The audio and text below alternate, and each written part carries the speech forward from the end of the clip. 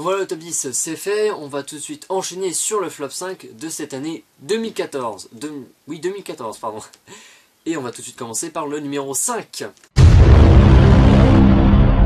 Riddick de David Twohy. Bon, Riddick est plus une déception qu'un mauvais film. Donc selon mes critères, un mauvais film.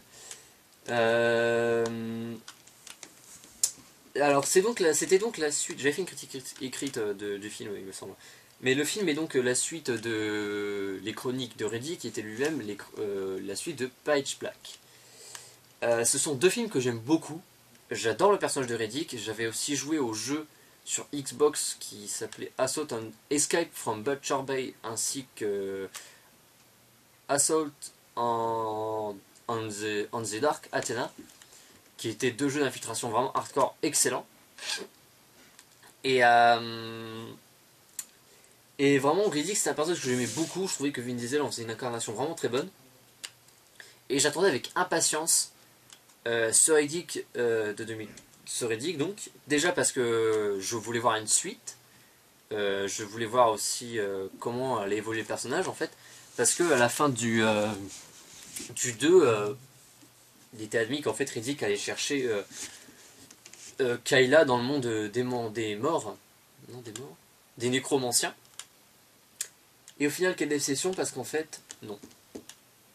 En fait, Riddick de 2013 est un mélange entre Pitch Black, donc un survival, et les Chroniques de Riddick, donc un space opéra. Mais c'est un très mauvais mélange. C'est vraiment, le film est ennuyant. Et ennuyeux, pardon. Et vraiment, je trouve c'est du gâchis parce qu'il y avait tellement moyen de faire une bonne suite, quoi. Je veux dire, je vois pas ce qui était plus compliqué que ça. Hein. Mais non, on n'a pas eu ça. On a eu, peut-être que ce sera raconté dans le 4. Mais est-ce qu'il y aura un 4? Je ne pense pas parce que ce Riddick a fait vraiment un score au box-office ridicule. Pardon. Mais non, c'est du gâchis. J'ai vraiment été très déçu. Mais bon, c'est comme ça. Allez, passons du coup au numéro 4. Nos étoiles contraires de Josh Boone. Vous remarquerez que je l'ai pas mis en numéro 1. Je suis sympa. J'ai failli le mettre en numéro 1. Mais non, j'ai vu qu'il y avait eu pire. Alors, encore une fois, je vais me répéter. Ce qui me pose problème dans Nos étoiles contraires, c'est l'écriture. Ça joue très bien. La musique, elle n'est pas exceptionnelle, mais elle est bonne. La réalisation, elle n'est pas exceptionnelle non plus, mais c'est correct. Mais l'écriture, encore une fois, elle est gâchée. Enfin, tout le film aurait pu être génial. Si ça avait été mieux bossé. Si c'était un petit peu plus détaché de l'œuvre originale, si c'était proposé un truc un petit peu plus profond, quoi, parce que, voilà. Enfin, mais le film aurait pu être... J'aurais pu au moins aimer le film s'il n'y avait pas eu une scène. Et cette scène, c'est évidemment la scène de la maison d'Anne Frank. Et rien que d'y penser, je suis en train de m'énerver. Donc je vais pas traîner plus sur le film. De toute façon, vraiment, tout ce que j'ai dit dans ma critique de l'époque sont encore valables. Enfin, oui, tout ce que j'ai est encore valable, plutôt pas... Je vais refaire ma phrase. Tout ce que j'ai dit dans ma critique vidéo de Note au contraire, c'est encore valable. Vraiment, le film aurait pu être... J'aurais au moins pu aimer le film. Ça aurait au moins pu me tirer une larme s'il n'y avait pas eu cette scène dans la maison d'Anne Frank, et aussi cette scène là du pré-enterrement que je trouve juste mais horrible. C'est un pur cynisme. À la fois j'aime bien cette scène parce que c'est cynique à souhait, mais aussi j'aime pas cette scène parce que je trouve ça très pute, quoi, tu fais pas ça. Mais donc voilà. Numéro 3. Qu'est-ce qu'on a fait au bon Dieu de Philippe de Chauvron? Oh, je sens que je vais me faire taper sur les doigts pour mettre ça en numéro 3. Mais je suis désolé, ça c'est pas un... C'est pas que c'est pas un bon film, c'est banal. c'est une comédie très moyenne.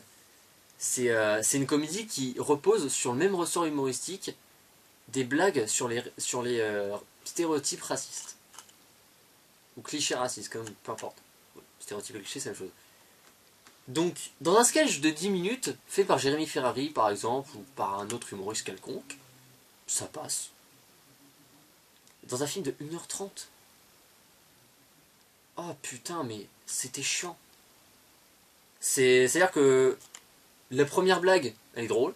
La deuxième, elle m'a fait sourire. La troisième, j'ai esquissé un sourire. Même pas. Et ensuite, bah ça m'a juste fait chier, quoi. Mais ouais, non. Non, en plus, c'est bien joué, oui. En même temps, c'est Christian Clavier, donc il joue bien, quoi. Mais je veux dire, mais c'est pas non plus. Non, c'est juste, c'est chiant, quoi. C'est une comédie qui est chiante, quoi. Une comédie qui est chiante, c'est quand même un petit peu quand même un peu triste, quoi. Et donc moi j'ai vraiment trouvé ça chiant, vraiment c'est lourd à la fin, vraiment toutes les blagues racistes et tout, mais c'est lourd, mais c'est tellement lourd. Oh là là, c'est casse-couille même, c'en est casse-couille. Et 12 millions d'entrées, putain. Pour ça. Ah 12 millions d'entrées pour 1h30 de blagues racistes, même pas drôle au bout d'un moment, c'est... Oh non, mais les mecs.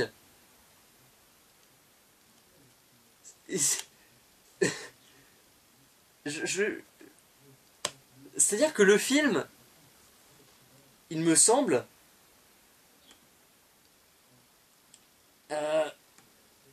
Attendez. Il me semble, puisqu'il a battu un film qui est genre 100 fois meilleur que lui. Hein. Record box office. Alors.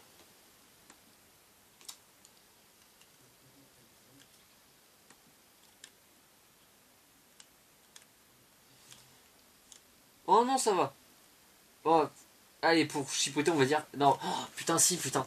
Le film a battu les records d'entrée du fabuleux dessin d'Amélie Poulain, quoi.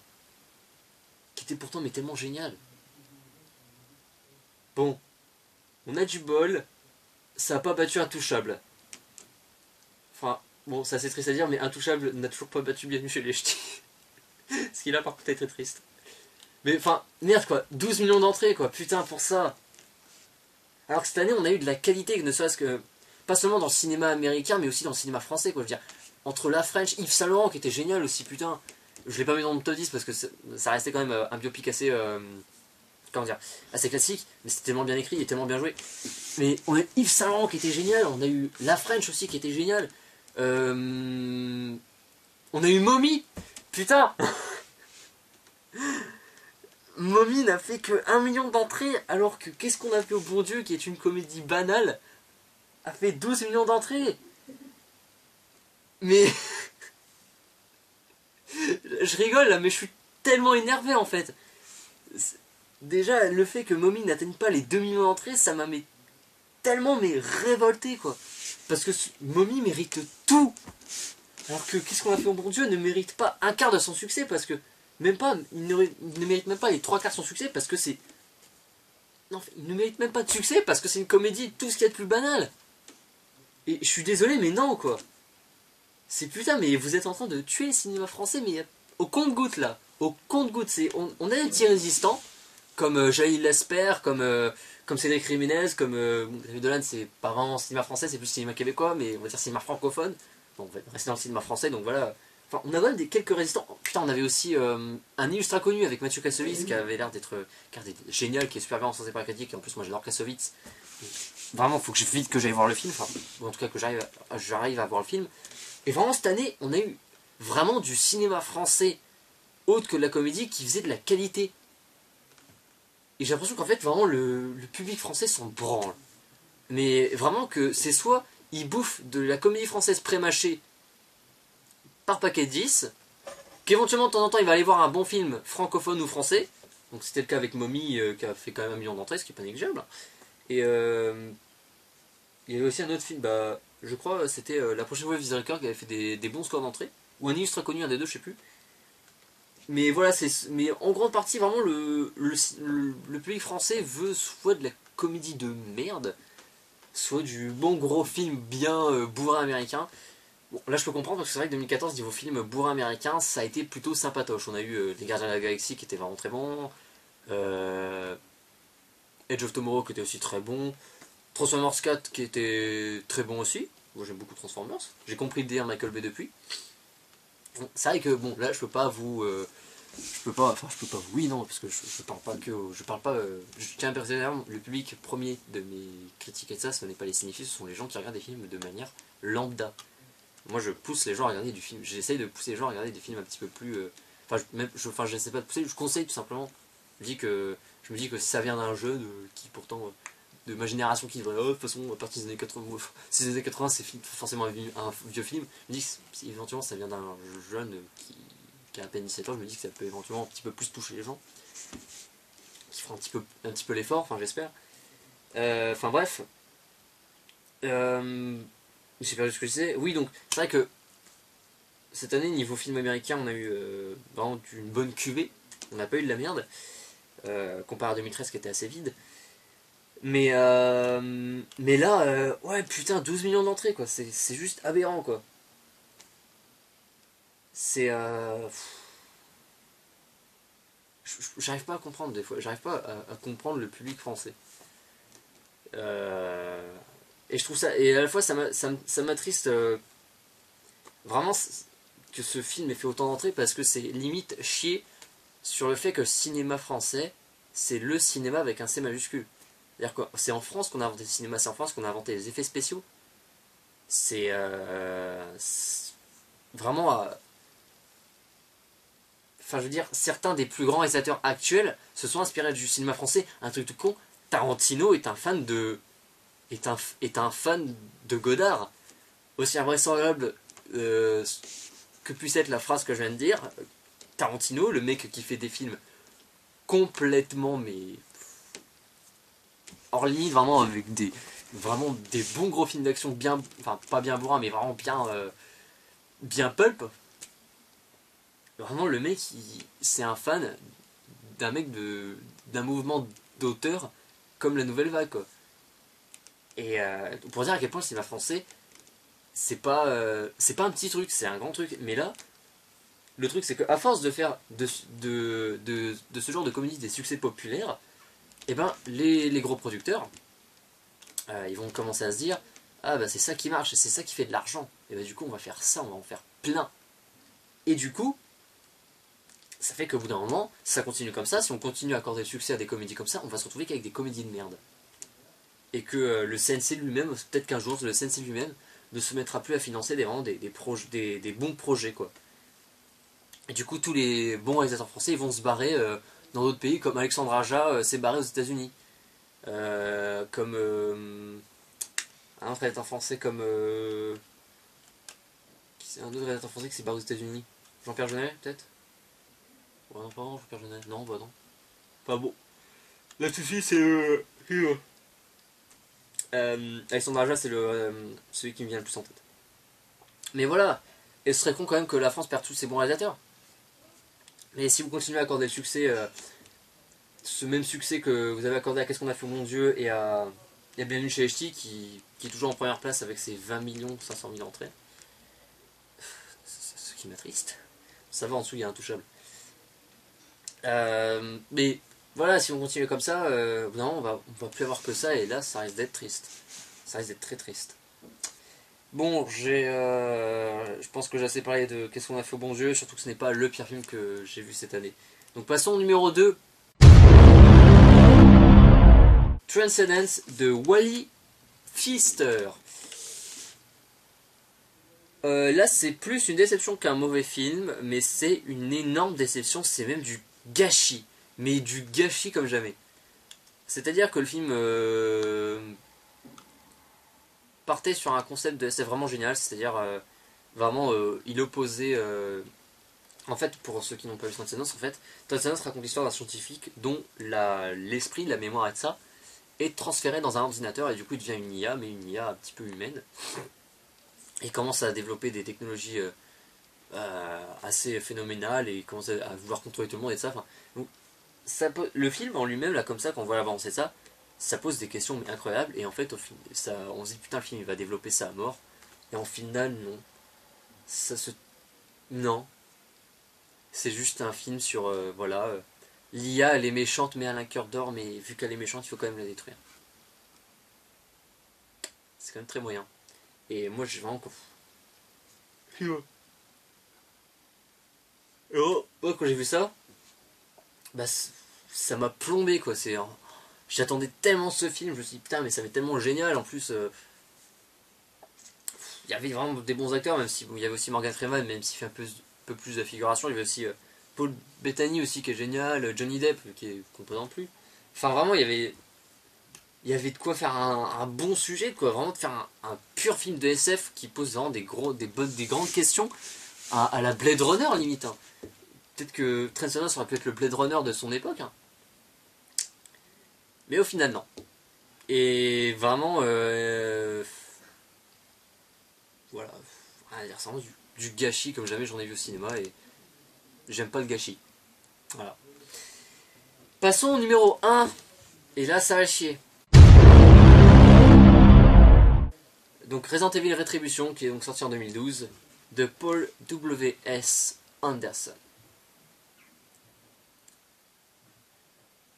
J'avais de l'espoir. Déjà, je tiens à vous dire, moi, la saga Resident Evil au cinéma, j'aime bien. C'est vrai que c'est éloigné des films, mais les films peuvent être sympas. Le 1 était bon, moyen, mais quand même globalement sympa. Il y avait des mises en scène qui faisaient penser au jeu, donc très sympa. Le 2, n'en parlons pas, parce qu'il était vraiment très mauvais là pour le coup. Le 3 était vraiment déjà un bon divertissement et un bon film en lui-même. Le 4, sympathique aussi, quoique les effets spéciaux étaient pas géniaux. Et le 5, là par contre, c'est-à-dire que j'arrive même pas à croire que le mec a regardé son film et qu'il s'est dit ouais, on va sortir ça en salle.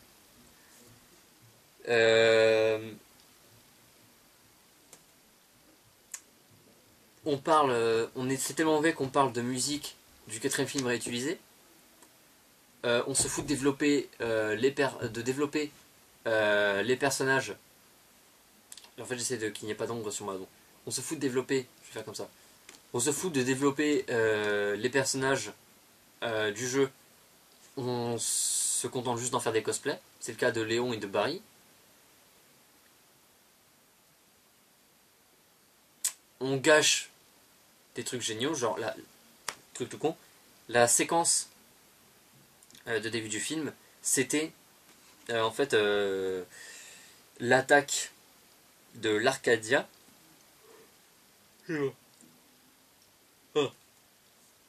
L'attaque de l'Arcadia qui allait donc commencer à la fin du 4, mais le tout en sens inverse. Ce qui faisait vraiment, c'était super bien fait. Vraiment, c'était génial. C'est une des meilleures intros de films que j'ai jamais vu de ma vie. Et le mec, juste après, il bousille tout en refoutant la même scène, dans le sens normal à vitesse normale. Et surtout, dans cette scène, il te fait un plan caméra qui est juste impossible. C'est un espèce de zoom en fait, mais pas un zoom genre juste un zoom qui zoome sur quelqu'un. Non, on a l'impression quand même il a en même temps zoomé et qu'il a changé, enfin qu'il a déplacé sa caméra avec la grue. Le vrai c'est que c'est fait. Mais en fait, le personnage sur lequel on zoome n'est pas en mouvement.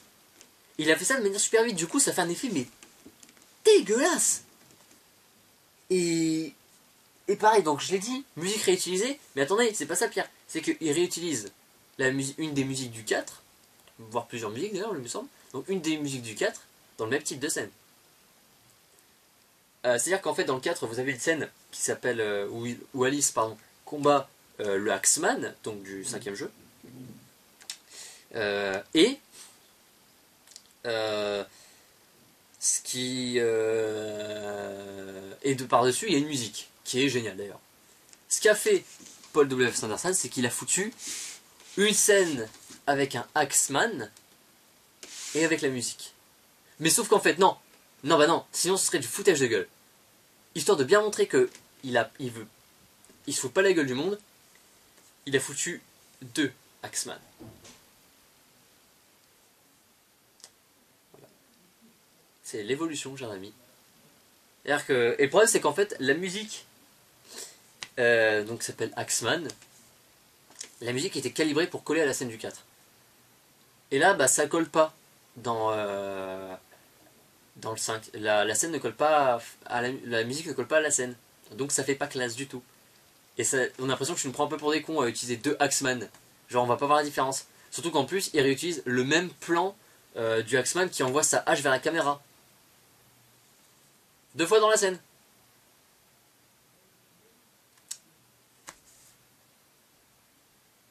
C'est tellement mauvais, c'est tellement mal joué.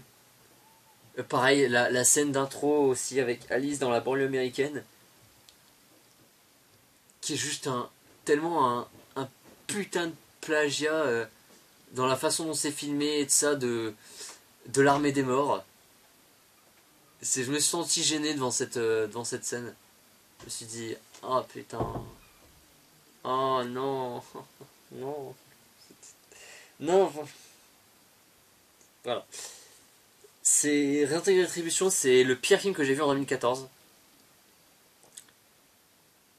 Et c'est probablement le pire film que j'ai vu de ma vie. Loin devant Prometheus. Mais quand même très proche de Postal d'Uwe Boll. Mais quand même en première place, Resident Evil. Parce que là, on atteint un niveau de foutage de gueule. En plus, j'ai oublié de le préciser, Wesker devient gentil dans le film.